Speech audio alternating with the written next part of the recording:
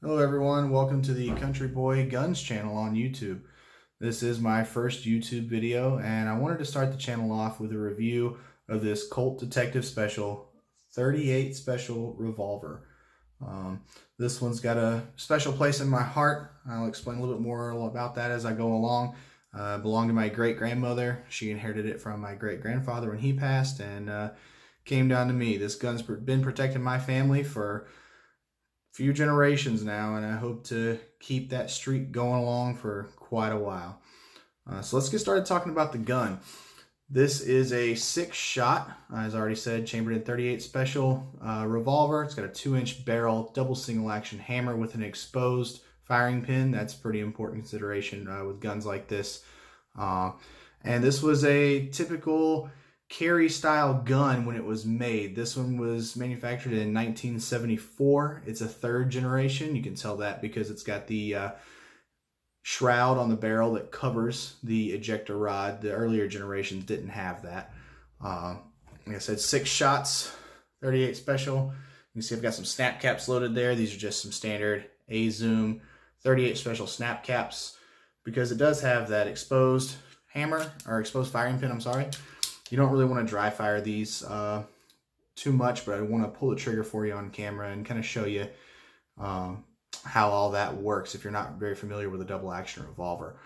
Standard wood grips, pretty normal for the time. Apparently the nickel plated version of the gun was less common than the blued version.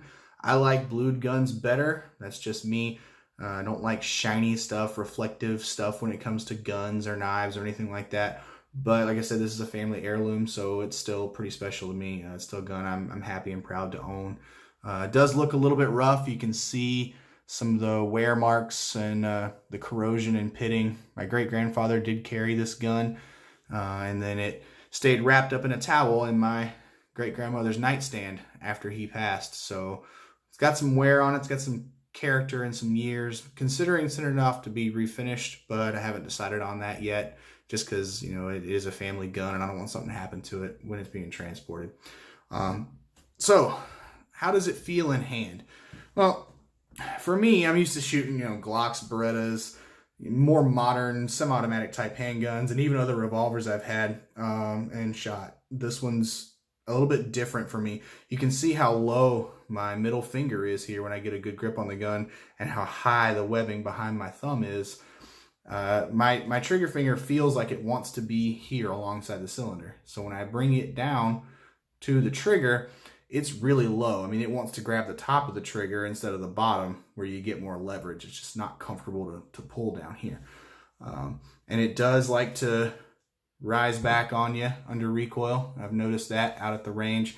Doesn't like to stay nice and in that really high grip anyway. It likes to kick back, so you're readjusting your grip every time you pull the trigger. But back then, you know, double action revolver, heavy trigger pull, fast follow-up shots weren't the order of the day. It was more get the guy off you and deal with what you needed to deal with after that. So it's pretty small for what it is. It's kind of heavy, but again, given the time period, this would make a pretty standard carry gun.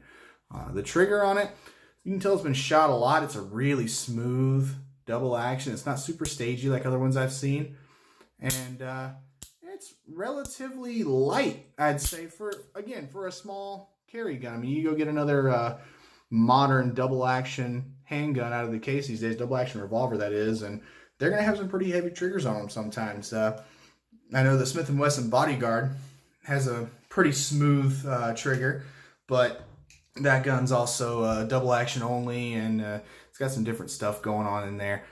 But old school double action revolver, that's not too bad. You could definitely make that work, especially if you practice with it. The single action is super crisp. I mean, watch this. There's nothing to that trigger pull. A couple pounds, maybe 4. I don't know. My finger is not a trigger scale. I don't have a trigger scale, so it's a pretty nice little single action pull, though. I will say that the sights on this gun, if I can get them to line up for you, kind of not that great. You've got this silver little cutout right here and a trough, and then you've got this serrated silver colored front sight. I don't know if you can focus. Actually, no, that's not even serrated. I was wrong. I'm sorry. I'm thinking about a different gun. Not even serrated. So you can get some glare on that. It is kind of a brushed look to it. I'm not sure if that was factory or if that's just because of wear over time. But the sight picture, not that great. This gun also shoots about 2 to 3 inches high for me at 10 yards. So it's a belly gun. Let's be honest, guys. I mean, this is the pocket 38, or I'm sorry, pocket 380 of its day. It's not meant for sniping guys at 25 yards when they're holding a hostage. It's a get off me gun. But you got 6 shots again, like we talked about before. Pretty normal. The wood grips on it, these are holding up pretty well. There's a little bit of a chip in there from being exposed to just the years and years of use. But I don't know. I kind of like the fact that it's a nostalgia thing for me, but this sits loaded in my gun safe all the time, and it's still pulling duty, protecting me and my family, even after all these years. I don't know if I said it or not. This one was made in '74, so that's what, 45 years now, still going strong. Now, I said this is a family gun for me, and one of my I don't know, most interesting family stories, I guess, is a story that my great-grandmother told me when I was little. Apparently there were some guys, and she lived out in the middle of nowhere, out in the country on 40 acres of property. So if people were out around her house, you already knew that they probably weren't supposed to be there if you weren't expecting them. This was the middle of the night. A couple of guys were out in the yard doing something, and then one of them knocked on the front door. And she came to the door. She grabbed this out of her nightstand, unraveled it from the towel that it was sitting in, and tucked it into her nightgown. Just folded some of the clothing around it and was holding it like this. And she opened the door, and the guy said, we're here looking at some stuff that we had heard your husband talking about. And is your husband home? I'd like to talk to him. And she says, well, my husband, no, he's not home. He's dead. And the guy said, oh, really? And she said, yeah. And then she pulls this thing out of the folds of her nightgown, holds it up in front of the guy and says, this is my husband. And before he died, he told me that I could hit anything I aimed at with this thing. And then she stopped her story and said, well, I didn't lie to him. Howard always told me that if I aimed at it, I could hit it, but I could never hit the broadside of a barn with this gun.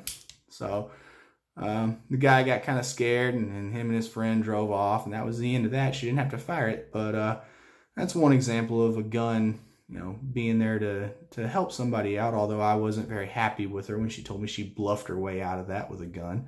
That could have gone very badly.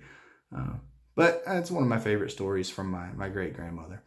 Now, we talked about the snap caps and the exposed hammer. So this is an exposed hammer. It's pinned in there. If I use a little pointer tool here, I'll point out where the pin is. You can kind of see it right there. They did a pretty good job of masking the pin for this hammer that holds it in. The firing pin. But with this firing pin being exposed like this, you don't really want to dry fire these without a snap cap in them. You could risk breaking or bending or somehow they're damaging that firing pin, or worse, damaging the frame of this gun. And you don't want to do that, especially with these old guns. So if you've got a snap cap in it, it'll hit just like a primer. It'll do the same thing essentially that a primer would to the firing pin. It's not going to damage it at all.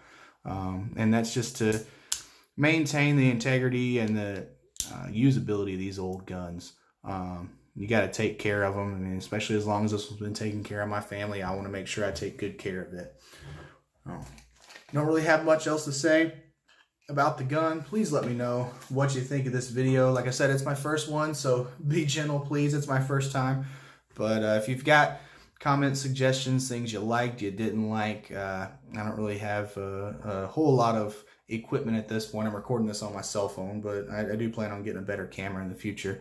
Maybe a better setup or something. Feel free to leave your comments down below, and thank you for watching. Have a great day.